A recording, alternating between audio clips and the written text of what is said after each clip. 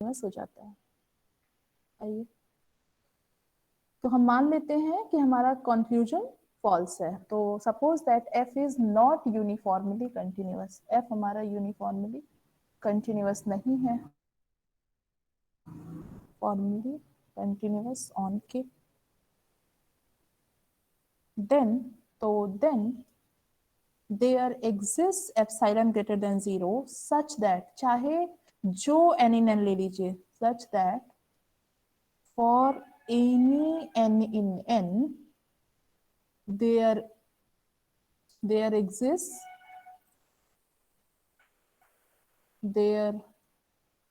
exists sequence an and bn, sequences an and sorry x and yn, I'm sorry, आप लोग x and yn लिखिएगा क्योंकि throughout हम x use कर रहे हैं। तो there exist sequences xn and yn, xn and yn इनके क्या होगा, such that कि distance between xn and yn, तो ये तो हमारा 1/n से छोटा होगा, बट लेकिन इनके इमेजेस का डिस्टेंस क्या हो जाएगा भाई, fxn, fyn, ये क्या हो जाएगा, बोलिए, greater than equal to, greater than और equal to epsilon. Very good, क्योंकि ये फंक्शन हमने मान लिया है कि यूनिफॉर्मली कंटिन्यूअस नहीं है। तो चाहे जो एन इन एन ले लीजिए, चाहे जो डेल्टा ले लीजिए, एक एप्सिलॉन जरूर मिलेगा कि ये डिस्टेंस तो ऑलवेज आपका डेल्टा से छोटा होगा, जो कि हम लोगों ने 1/n ले लिया है, लेकिन ये डिस्टेंस हमेशा ग्रेटर देन और इक्वल टू एप्सिलॉन होगा। ठीक है, सिंस अब क्योंकि आपका के क्या है, के कॉम्पैक्ट है, के कॉम्पैक्ट है, तो अब अभी आपने प्रूफ किया है पिछले लेक्चर में कि कॉम्पैक्ट और sequentially compact if and only if होते हैं, इक्विवेलेंट होते हैं, है ना। कॉम्पैक्ट है तो सीक्वेंशियली कॉम्पैक्ट हो जाएगा के, x is compact if and only if it is sequentially compact. तो आपने के को कॉम्पैक्ट लिया है, इसका मतलब के हमारा सीक्वेंशियली कॉम्पैक्ट भी होगा। सिंस के इज सीक्वेंशियली कॉम्पैक्ट, क्योंकि कॉम्पैक्ट है इसलिए वो सीक्वेंशियली कॉम्पैक्ट भी होगा। सिंस के इज सीक्वेंशियली कॉम्पैक्ट, तो इसका मतलब कि जो सीक्वेंस an होगा इसके पास एक कन्वर्जेंट सब सीक्वेंस होगा, दिस कॉम्पैक्ट द सीक्वेंस, हाँ the sequence xn has a convergent subsequence, the sequence xn has a convergent subsequence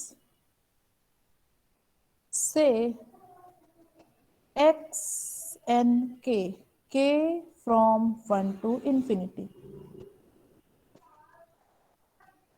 ठीक है, लेट मान लेते हैं कि इसकी लिमिट x है, तो let limit k tending to infinity x n k is equal to x, जहाँ पे x हमारा k में बिलोंग कर रहा है। यहाँ तक किसी को कोई प्रॉब्लम, कोई कंफ्यूजन? No ma'am. क्लियर है? हमने क्या माना कि हमारा फंक्शन यूनिफॉर्मली कंटिन्यूअस नहीं है। अब क्योंकि फंक्शन यूनिफॉर्मली कंटिन्यूअस नहीं है, तो यूनिफॉर्म कंटिन्यूटी की जो डेफिनेशन है उसका निगेशन अप्लाई करके हमें इक्वेशन स्टार मिल गया। अब हमारे पास दो सीक्वेंसेस हैं, एक xn है और एक yn है। क्योंकि आपने ये प्रूव किया है लास्ट टर्म पे कि compact, sequentially compact, complete and boundedness, और एक क्या प्रॉपर्टी थी, बोल्जानो-वेस्टर्स प्रॉपर्टी, ये चारों इक्विवेलेंट होते हैं इफ एंड ओनली इफ होता है। तो क्योंकि आपका के कॉम्पैक्ट है तो के सीक्वेंशियली कॉम्पैक्ट भी होगा, होगा या नहीं? Yes ma'am. हो जाएगा। तो अब सीक्वेंस एक्सन के पास एक कन्वर्जेंट सब सीक्वेंस हो जाएगा, क्योंकि सीक्वेंशियली कॉम्पैक्ट की डेफिनेशन ही यही होती है, every sequence has a convergent सब सीक्वेंस। तो इस एक्सन के जो कन्वर्जेंट सब सीक्वेंस को हम लोगों ने डिनोट किया है एक्सन के से, और क्योंकि वो कन्वर्जेंट है तो उसका कोई ना कोई लिमिट हो रहा होगा, तो उस लिमिट को हम एक्स से डिनोट कर देते हैं। अब हमारा क्लेम क्या है, देखिए हमारा क्लेम है कि लिमिट की tending to infinity y and k is equal to x। ठीक है, हम ये दिखा देंगे x n k की लिमिट तो x है, हम दिखा देंगे कि y n k जहां पे सीक्वेंस y n k क्या हो जाएगा, y n k का सब सीक्वेंस हो जाएगा। ये y n के नीचे k है, हमने बगल में लिख दिया है, ये वही सीक्वेंस की तरह है y n k। ठीक है, y n k, तो इस सीक्वेंस y n k की भी लिमिट x, सब सीक्वेंस y n k की भी लिमिट x होगी, हम ये प्रूव करेंगे। चलिए, तो ये एप्सिलॉन हमारे पास है, ठीक है, अब हमें एप्सिलॉन मानने की जरूरत नहीं है। तो आइए, अभी कौन जागा है?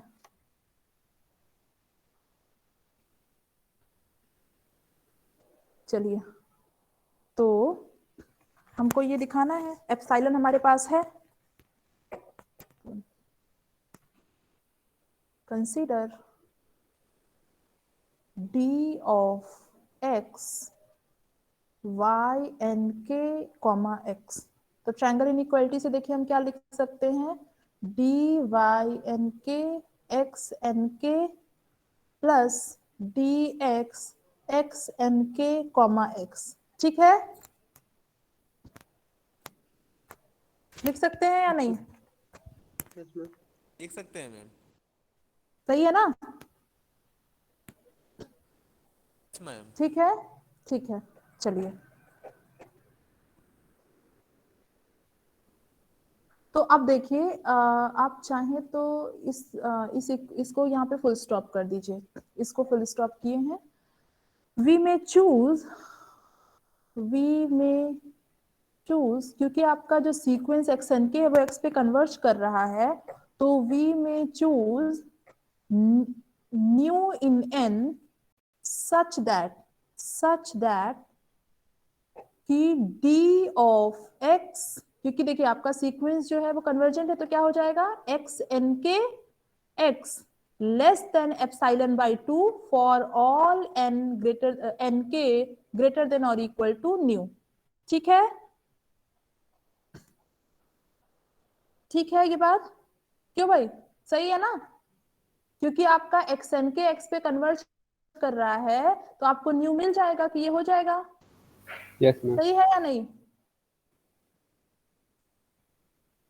सही है, यस मैम।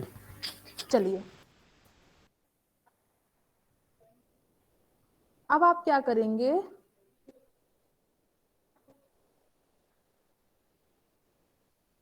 तो ये हमारा एप्सिलॉन बाई 2 से छोटा है। अब आपका 1 सेकेंड रुक जाइए, ये हमारा 1 अपॉन एन के से छोटा हो जाएगा। जैसे ही हमारा 1 अपॉन एन के से छोटा होगा, तो 1 अपॉन एन के, चलिए हम लिख रहे हैं, आप बताइएगा कहाँ से ये आर्ग्यूमेंट आ रहा है। ठीक है, देन यहाँ पे अभी हम एक लाइन छोड़ देते, मुझे लग रहा है कुछ और मानना पड़ेगा, तो ये बीच में आप लोग थोड़ा सा जगह छोड़ दीजिएगा। देन तो dx of y n k x, ये आपका है d of y n k x, ma'am जो क्या आप है, हाँ क्या हो गया, ma'am dx x n y इसको ले देना, आप सारा बाई 2 ले लेंगी तो यहाँ हो जाएगा। हाँ ना, तो ये चलिए करते हैं। तो देखिए ये हमारा डिस्टेंस किससे छोटा है, ये हमारा 1 अपॉन एन के से छोटा है ना, ये डिस्टेंस 1 अपॉन एन के से छोटा है। ऊपर देखिए dx n y n 1 upon n से छोटा है ना, ये स्टार में देखिए dx n y n 1 upon n से छोटा है, तो dx n के y n के किससे छोटा हो जाएगा, 1 अपॉन एन के से, और ये यहाँ पे एप्सिलॉन बाई 2 से छोटा है, एप्सिलॉन बाई 2 से छोटा है फॉर ऑल n के ग्रेटर देन और equal to new.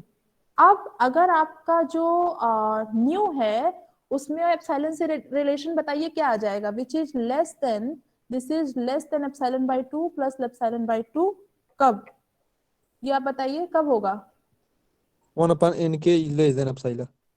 1 upon n k is less than epsilon by 2 और n k is greater than, या तो n k 2 by epsilon से बड़ा हो जाए। ठीक है,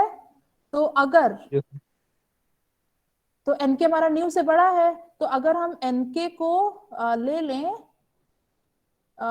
is equal to maximum of nu and two by epsilon, तो हमारा काम हो जाएगा, हो जाएगा।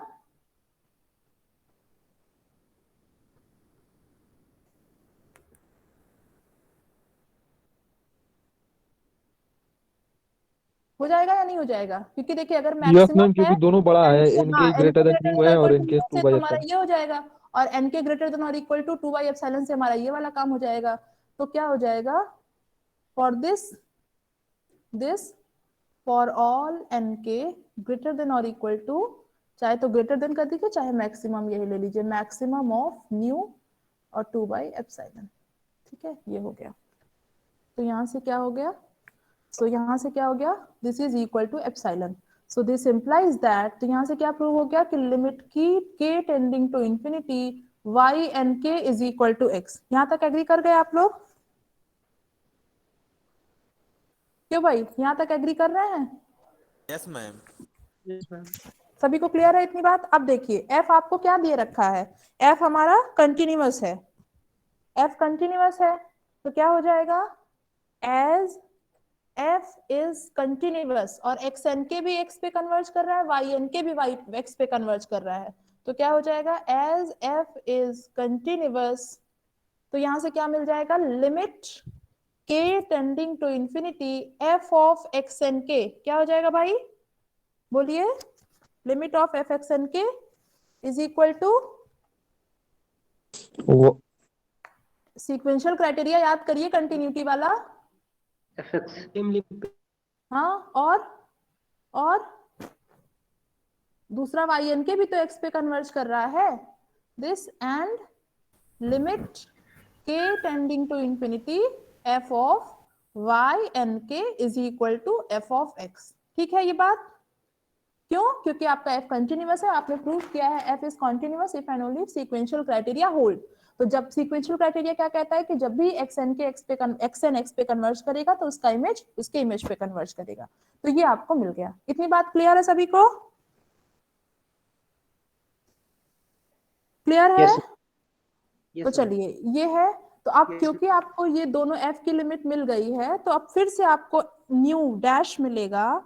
सो एज ए कॉन्सिक्वेंस देयरफॉर, क्योंकि आपके एफ एक्स एन के की लिमिट एफ एक्स है और एफ वाई एन के की भी लिमिट एफ एक्स है, तो अब देखिए क्या हो जाएगा। हम क्या कर रहे हैं, हम लोग मेथड ऑफ कंट्राडिक्शन से काम कर रहे हैं, हमने मान लिया है कि हमारा एफ यूनिफॉर्मली कंटिन्यूअस नहीं है। अब हमारा एम क्या होगा कि किसी एक कंट्राडिक्टरी स्टेटमेंट को लीड कराना, मतलब हम कोई एक कंट्राडिक्टरी स्टेटमेंट पा जाएं, यही हमारा एम है। तो चलिए, therefore there exist nu dash in N such that, क्या हो जाएगा, सच दैट dy, अब देखिए अभी हम लोग x में थे तो dx यूज कर रहे थे, जैसे ही f लग गया हम लोग कहां पहुंच गए, y में पहुंच गए, है ना।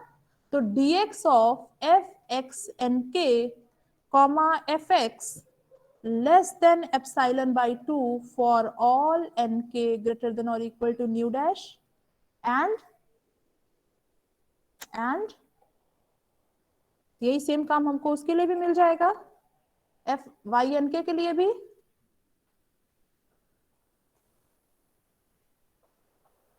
फॉर ऑल n के ग्रेटर देन और इक्वल टू डैश।